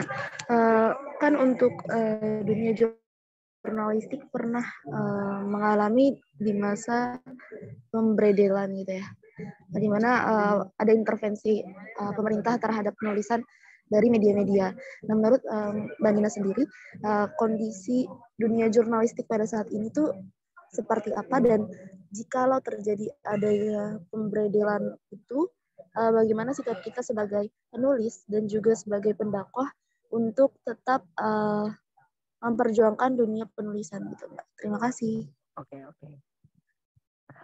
Berat juga ya. Ini berat juga nih. Pertanyaannya mungkin nggak terlalu berat, jawabannya yang berat deh, Mbak Sania. Oke, terima kasih. Alhamdulillah. Cukup peka juga nih Mbak Sanianya. Oke. Untuk ya kita dulu waktu zaman saya sih nggak terlalu intens ya soal pemberedelan. Pemberedelan itu lebih banyak ke Orde Baru ya. Saya waktu Orde Baru tumbang itu saya masih kuliah waktu mau KKN waktu itu. Cuman begitu udah masuk masa transformasi, itu nggak terlalu banyak pengekangan lagi dalam dunia media. Tapi tetap ada. Kenapa? Namanya media, dia kan perusahaan, ya. Perusahaan itu prinsipnya dia pasti mau mengejar keuntungan, ya kan? Nggak bisa disalahin, karena emang dia gitu cara cari duitnya, ya, cari uangnya emang begitu.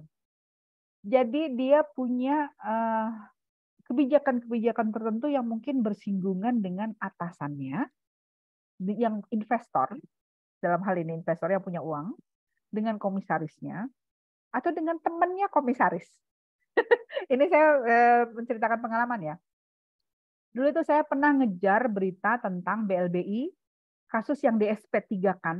SP3 itu berarti dibatalkan karena katanya penyelidikannya kurang, barang buktinya kurang, apapun lah alasannya di SP3.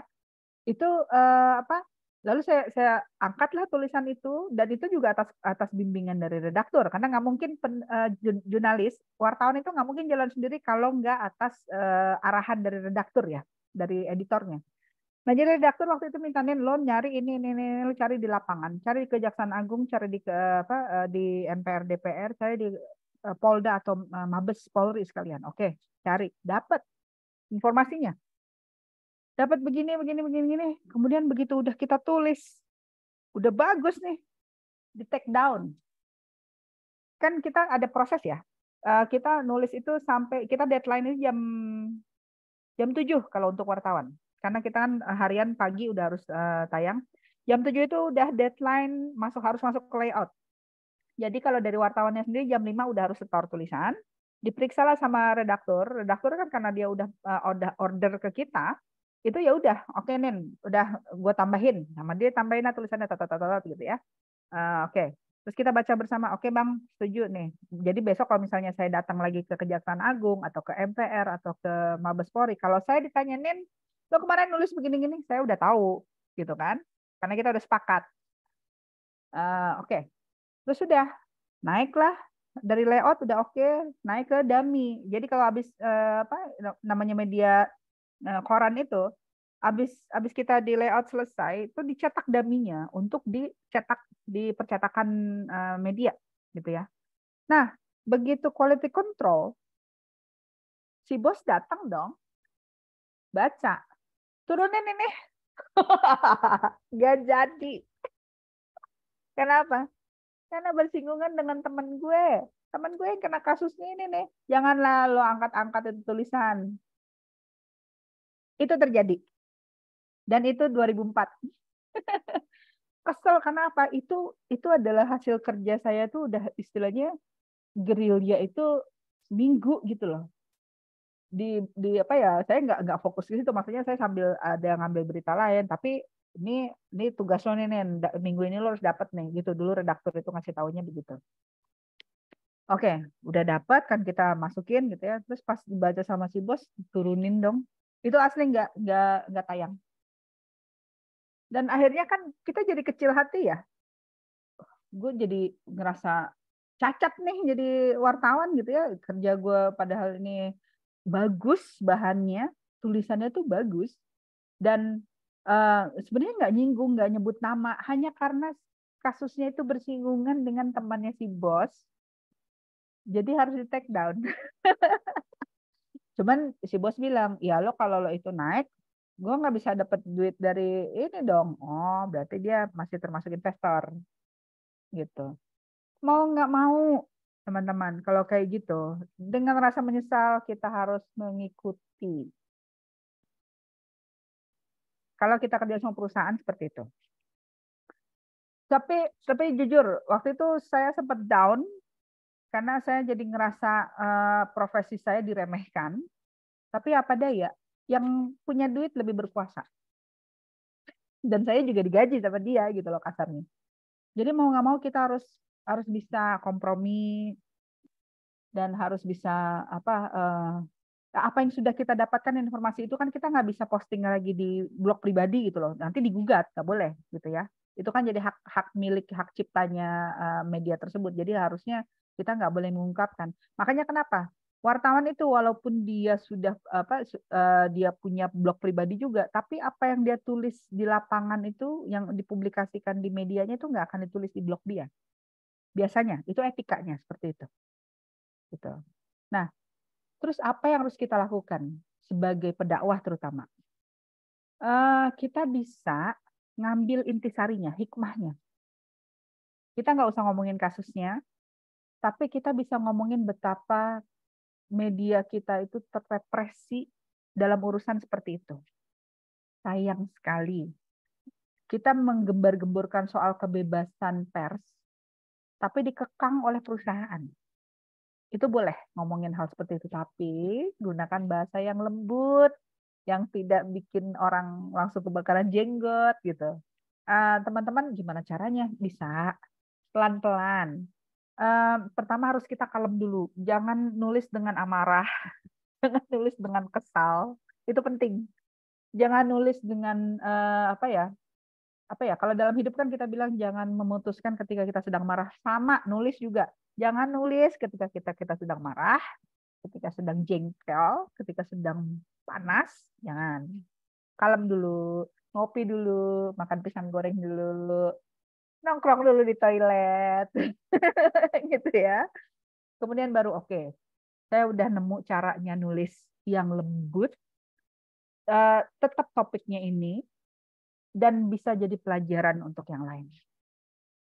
Tapi kalau tadi pertanyaannya Mbak Sania adalah mempertanyakan bagaimana dengan kondisi media sekarang,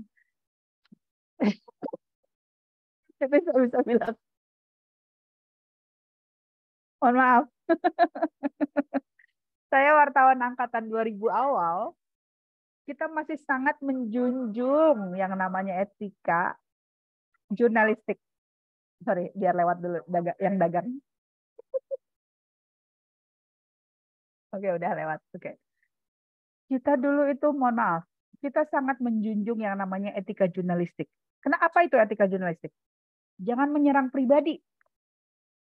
Jangan pembunuhan karakter. Jangan menghakimi dan mengarahkan publik untuk menghakimi seseorang. Lihat yang sekarang dilakukan. Nggak usah saya jawab ya, teman-teman bisa baca sendiri ya. Nah, terus apa yang harus kita lakukan sebagai pendakwah? Jangan lakukan seperti itu. Simple aja. Kita hindari. Gini, prinsipnya kita tahu kan, kalau Allah sudah menutup aib seseorang, jangan disebar-sebar walaupun kita tahu. Ya, motivasinya itu aja. Ingat, kalau Allah sudah menutup, kita juga harus ikut tutup. Ya, mudah-mudahan jawabannya memuaskan. Ada lagi? Silakan. Baik, apakah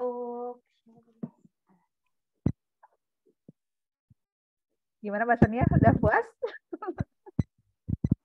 Oke, semoga benar ya. Oke, saya lupa lagi namanya. Mbak Sonia, ya. Terakhir itu dari LDK Parmais, silakan. Oke, silakan. Baik, terima kasih Kak atas kesempatannya. Saya izin bertanya kepada Kak Nina mengenai jurnalistik. Jurnalistik sendiri memiliki kode etik ya Kak. Dalam menjalankan tugas wartawan sebagai update berita yang aktual dan bisa menjadi biaya tambahan juga, bagaimana jika seorang wartawan menerima suap dari narasumber? Apakah termasuk melanggar kode etik Kak? Baik, terima kasih Kak atas pertanyaannya. Siap. Nah, bagus pertanyaannya. Jawabannya, iya jelas.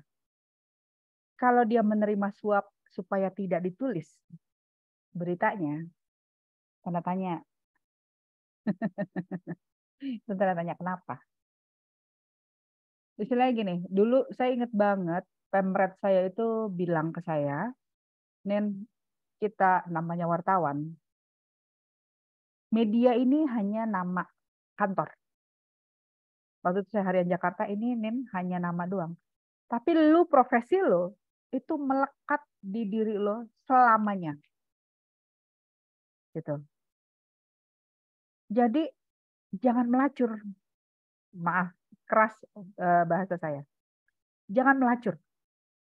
Menerima suap itu melacur. Mohon maaf nih.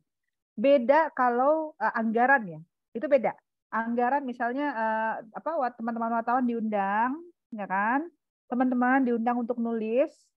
Terus ini untuk ongkos teman-teman karena sudah ke sini, ini ongkos. Tapi tidak diarahkan untuk nulis apa, harus bagaimana, apa yang harus di blow up, itu nggak apa-apa. Itu fasilitasi akomodasi namanya. Dan bukan suap. Beda ya. Harus bisa bedakan. Akomodasi, ongkos, atau suap. Suap itu kan yang ada jadi tidak ada atau yang tidak ada jadi ada, ya.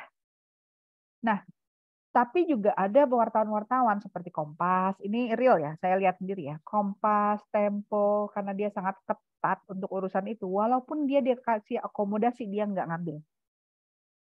Saya juga termasuk yang begitu, nggak mau. Waktu itu saya diundang sama saya lupa namanya siapa ya, anaknya Pak Fahmi Idris. Saya sempat temenan agak lama itu dengan beliau, Fahira Idris ya. Nah, itu udah lama banget waktu itu dia punya dia pengen diberitain tuh dia punya kayak rumah kerajinan gitu ya. Saya datang diundang, namanya kita diundang kita datang. Kemudian dia ngasih uang ke saya, ini untuk ongkos. Saya bilang enggak, saya enggak ngambil. Ya terus enggak apa-apa, emang saya tugas, saya diundang ke sini, saya nulis apa adanya, dan dia juga enggak mesen saya untuk nulis apa, hanya dia memperkenalkan produk dia gini, ya udah saya tulis. Udah. Nah, dan si Fahira waktu itu rada kaget juga ya si uniknya itu ya. Terus pas suatu saat itu terus dia tiba-tiba pas waktu Lebaran dia ngirim kita satu paket t-shirt gitu. Saya sampai takut. Gitu kita nggak pernah minta ya. Dia kirim ke kantor.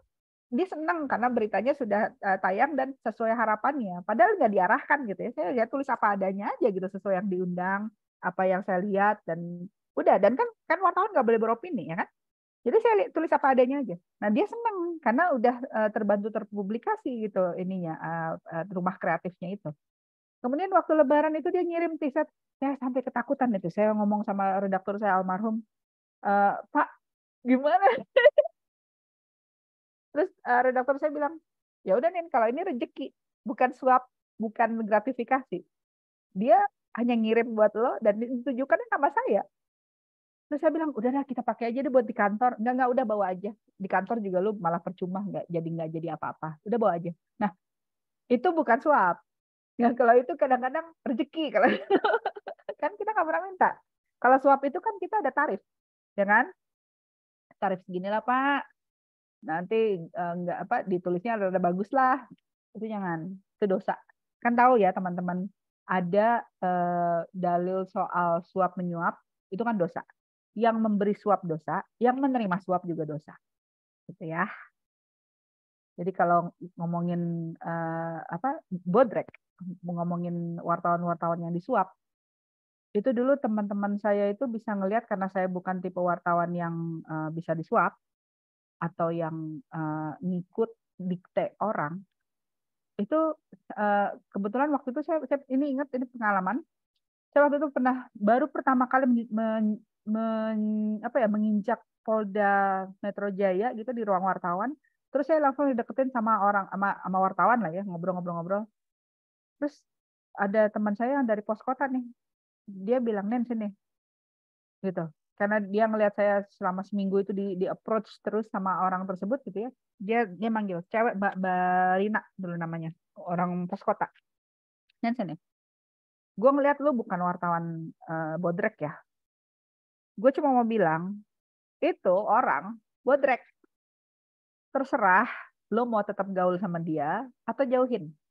Nah, saya tuh benar-benar ngerasa tertolong banget. Kan kita nggak tahu ya namanya orang baru, ya kan?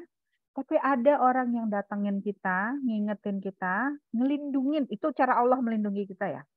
Allah itu benar-benar menjaga. Kalau kita baik, Allah itu akan menjaga kita dari yang buruk loh. Benar-benar loh. Memisahkan kita dari yang buruk itu dengan caranya, dengan cara Allah. Jadi waktu itu saya benar-benar ngerasa tertolongnya adalah tiba-tiba saya dipanggil tuh sama wartawan itu. Dia bilang, gue nggak tahu lo mau ngikutin jejak dia atau kayak kita aja, profesi yang setia dengan profesi tidak melacur, gitu ya, kasarnya gitu, tidak melacur. Nah, akhirnya ya udah saya jadi jauhin dong, padahal orang itu baik loh. Cuman saya nggak mau dicap saya sama. Itu pesan moralnya adalah kita bisa berteman sama siapa aja, tapi untuk bergaul kita harus pilih. Yang kira-kira akan mudarat sama kita mendingan hindari. Ya, itu aja. Nyambung nggak sih tadi pertanyaan? Mudah-mudahan nyambung ya. Gimana baca kita? Alhamdulillah, terima kasih banyak Kak Nina atas jawaban. Alhamdulillah. Terima kasih. Mudah-mudahan bermanfaat. Ada lagi? Silakan. Sudah. Karena hampir mau selesai, sesi tutup. Oke. Nggak kerasa ya? Sekali ya. Masya Allah, sesi tadi ditutup ya teman-teman, sudah berakhir. tutupnya acara, boleh dong Kak Nina closing statement ini. Oke. Sebelum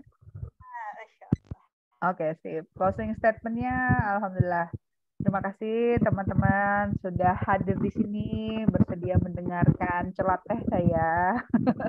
Semoga apa yang saya share hari ini membawa manfaat untuk teman-teman semuanya, memotivasi juga. Kemudian juga yang tadinya ragu, kemudian jadi mantap untuk bisa berdakwah dengan cara menulis dan juga dengan termotivasi juga untuk menulis hal-hal yang baik. Karena benar-benar apa yang kita lakukan adalah representasi apa yang kita percayai dalam hal ini adalah Islam ya. Yang kalau kita merepresentasikan diri kita dengan baik, otomatis orang juga akan oke, itu aja udah dakwah. Dengan kita membawa diri sebaik-baiknya, dengan tidak prejudis, tidak menghakimi, kemudian toleran, dan terutama juga tidak terpancing emosi gitu ya dalam segala kondisi. Itu aja udah mewakili bahwa Islam itu adem ya, enak ya, lihat akhlak muslimahnya gitu ya. Nah, itu juga jalan dakwah buat kita ya. Terus ingat, apa yang kita tulis itu pasti tercatat sama Allah. Itu juga sebenarnya yang bikin saya ragu-ragu mengeluarkan buku berikutnya, karena tulisannya bebas dalam artian cerpen, kumpulan cerita, tapi saya banyak merevisi supaya ada value-nya gitu. Supaya sebenarnya ada pengetahuan loh yang saya selipkan di situ. Ada filosofi. Sebenarnya kalau dalam Islam itu filosofi itu nggak sejalan ya. Yang saya tahu ya. Cuman itu salah satu cara kita berdakwah sih, dengan memasukkan sedikit ayat, tapi dengan bahasa yang universal gitu. Sebenarnya ayat Quran itu sebenarnya itu hadis, tapi kita gunakan bahasa kita. Nah, jadi teman-teman, pesan saya, kita harus representasikan diri kita dengan sebaik-baik mungkin, karena itu juga adalah dakwah buat kita. Ya, mudah-mudahan Allah memberi ridho, mudah-mudahan Allah suka. Apapun yang kita lakukan adalah karena kita pengen Allah senang sama kita. Ya, supaya Allah itu meridhoi ibadah kita. Itu ibadah juga loh. Supaya Allah senang, nggak ada lagi motivasi lain selain itu. Ya, itu aja. Mudah-mudahan cukup. Terima kasih konsistensinya, Masya Allah. Sebelum itu saya mau menyerahkan sertifikat Nina, operator stop. Oh, siap.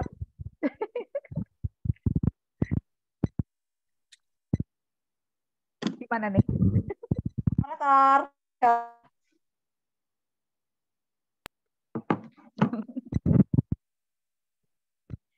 Ini dia Kak sertifikat. Alhamdulillah.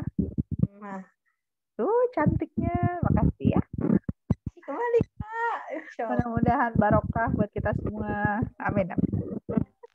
Masya Allah, Masya Allah. Baik, operator silakan ditutup lagi share screen-nya. Oke, Masya Allah. Tak terasa ya sudah di akhir. Masya Allah sekali. Memberikan materinya yang sangat luar biasa kali ini. Semoga nggak bosannya Kak Nina ya. Alhamdulillah, nggak senang banget ini, walaupun yang nggak banyak, tapi teman-teman mudah-mudahan kita nggak apa-apa. Namanya berdakwah itu kita tidak harus banyak orang, nggak. Ya sedikit aja yang penting masuk, itu aja udah alhamdulillah ya. Masya Allah. Oke.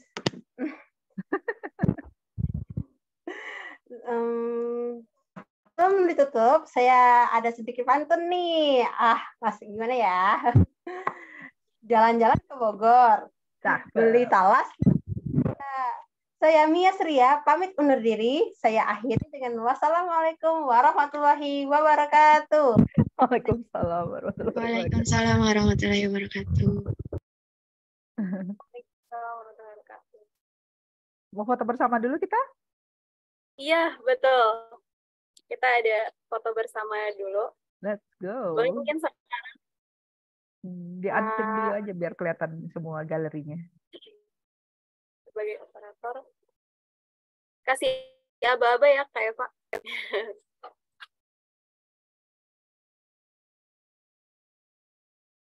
Boleh teman-teman yang belum on kamera, Ya, on cam yuk, on cam yuk. kita open cam buat mendokumentasikan bersama pemateri hari ini yang Masya Allah ya, Insya Allah inspiratif banget buat kita para muslimah. Alhamdulillah, alhamdulillah. Semoga bermanfaat. Buat saya yang paling penting adalah bermanfaat buat teman-teman ya. Insya Allah. Amin, amin. Gimana? Ini udah nggak ada yang open cam? Malu kayaknya. Padahal ahwat semua ya. Oke, mungkin Gimana, boleh dikasih aba-aba Kak Eva. Ya, suara aku masuk, Kak. Masuk. Pertama gaya apa dulu nih? Ini Annyeonghaseyo. Oh, Annyeonghaseyo. sarangnya. 1, 2, 3. Oke, gaya bebas, Kak, lagi. Ya, bebas. 1, 2, 3. Mau masuk takbir gak, Kak? Kenapa? Takbir. Oh, takbir. Boleh. Takbir. 1, tapi aku nggak bisa. 2, 3. Oke, terima kasih teman-teman semua. Masya Allah. Alhamdulillah. Terima kasih Kak Nina. Terima kasih Kak Mia yang sudah menonton acara ini sebagai moderator. Dan Kak Nina, Masya Allah ya materinya. Terima kasih banyak. Sama-sama. Alhamdulillah. Terima kasih sudah mengundang ya. Iya, terima kasih kembali Kak. Masya Allah ya teman-teman. Semangat. Oh ya teman-teman, kalau kan kita ada grup ya. Kalau misalnya mau ada yang ditanyakan bisa silakan di grup. Insya Allah saya jawab. Iya benar. Iya benar teman-teman. Jadi insya Allah di grup di grup peserta itu ada nomor Kanina. Jadi mungkin teman-teman yang belum sempat bertanya, teman-teman bisa mungkin tanya jawab di grup atau boleh PC kakaknya. Gitu ya, insya Allah. Silakan. Iya. Sangat welcome ya kakaknya, sangat terbuka untuk kita semua, insya Allah, alhamdulillah. Oke, kesimpulan yang tadi bisa aku dapat ya dari Kanina ini, jadi goals terbesar kita adalah bagaimana cara kita mencapai kecintaannya Allah, cintanya Allah ke kita gitu, sukanya Allah ke kita. Jadi dengan cara menulis yang memang kita tahu gitu, kalau tulisan kita ini ada dipertanggungjawabkan gitu, dan salah satu tujuan dari menulis itu adalah sebagai salah satu jalan kita berdakwah gitu. Salah satu cara kita berdakwah itu dengan tulisan gitu ya. Yang harapannya juga kita berharap tulisan ini akan menjadi ladang jariahnya kita, ladang pahala jariahnya kita gitu ya. Kan gak ada yang tahu tulisan mana yang akan mendatangkan hidayah untuk teman-teman atau untuk orang-orang yang membaca tulisan kita gitu ya, Kanina, Masya Allah.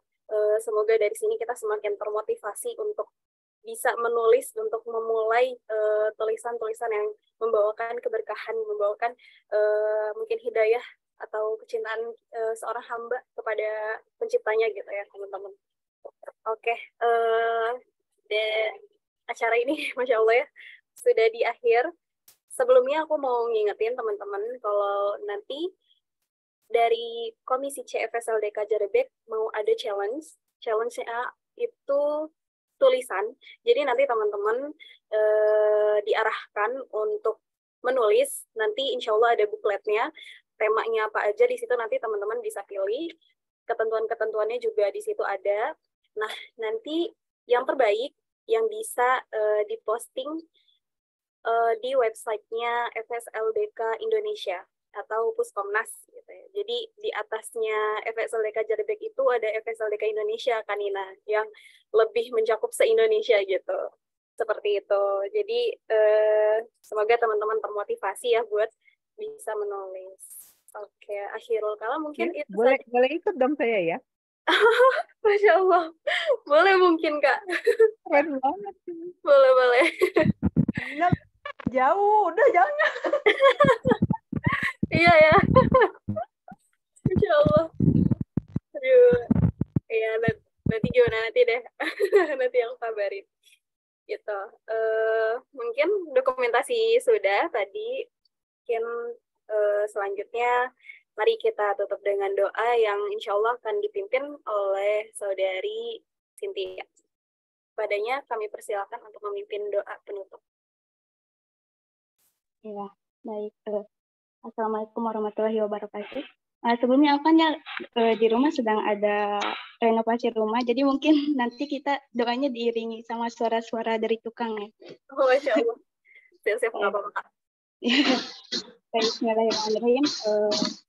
Mari kita angkat kedua tangan kita bersama, tarik nafas, legakan pikirannya, hatinya, dan lain-lainnya. Bismillahirrahmanirrahim. Allahumma innaka ta'lamu anna hadiyal qulub qad sama alam habbatik wa taqat ala ta'atik wa tawahhadat ala da'watik wa ta'ahadat ala nusrati syari'atik wa wafiqillahumma rabbikataha wa adimudaha wa dihatubulaha wa mila'aha binurika ladhi la yahbu wasrah suduraha bi faidil imani bi wa jamili tawakkuli alaik wa ahliha marifati wa ahliha ala syahadati fi sabilik innaka ni'mal maula wa ni'man nasir. Ya Allah, Engkau tahu bahwa hati-hati ini telah berhimpun dalam kecintaan kepadamu, telah berjumpa dalam mentaatimu, telah bersatu dalam dakwah kepadamu, telah terjalin dalam membela syariatmu. Teguhkanlah ya Allah ikatannya, kekuatanlah kasih sayangnya, tunjukilah jalan-jalannya, penuhilah hati itu dengan cahayanya yang tidak pernah sirna. Lapangkanlah dadanya dengan limpahan iman kepadamu dan indahnya kepasrahan kepadamu. Hidupkanlah ia dengan kemakrifatan kepadamu dan matikanlah ia di atas kesyahidan di jalanmu. Sesungguhnya engkau adalah sebaik-baik pelindung dan sebaik-baik penolong. Allahumma amin. Assalamualaikum warahmatullahi wabarakatuh. Al-Fatihah. Bismillahirrahmanirrahim. Alhamdulillahirabbil alamin. Ar-Rahmanirrahim. Maliki yaumiddin, iyyaka na'budu wa iyyaka nasta'in, ihdinas siratal mustaqim, siratal ladzina an'amta 'alaihim ghairil maghdubi 'alaihim waladdallin. Baik, doa penutup sudah dilakukan. Anak kembalikan lagi ke apa dia suaranya? Masya Allah. Iya, nggak apa-apa Kak Cynthia. Amin, amin ya Allah ya Rabbal Alamin. Baik, mungkin segitu saja dari kami. Kami banyak-banyak minta maaf. Mohon maaf atas segala keterbatasan atau segala kekurangan yang ada di acara ini. Semoga teman-teman besok masih bisa ikut hadir ya. Besok masih ada 1 hari lagi. Terakhir acara Muslimah Menulis. Insya Allah besok juga ada kisah inspiratif dari pemateri kita. Mungkin itu aja. Mohon maaf bila ada kesalahan kata dari kami. Wabillahi taufiq wal hidayah. Wassalamualaikum warahmatullahi wabarakatuh. Waalaikumsalam warahmatullahi wabarakatuh. Terima kasih semuanya. Terima kasih Semangat ya. Insya Allah semangat kan Nina. Izin pamit ya. Assalamualaikum. Waalaikumsalam warahmatullahi wabarakatuh. Syukran. Keren banget semuanya. Thank you.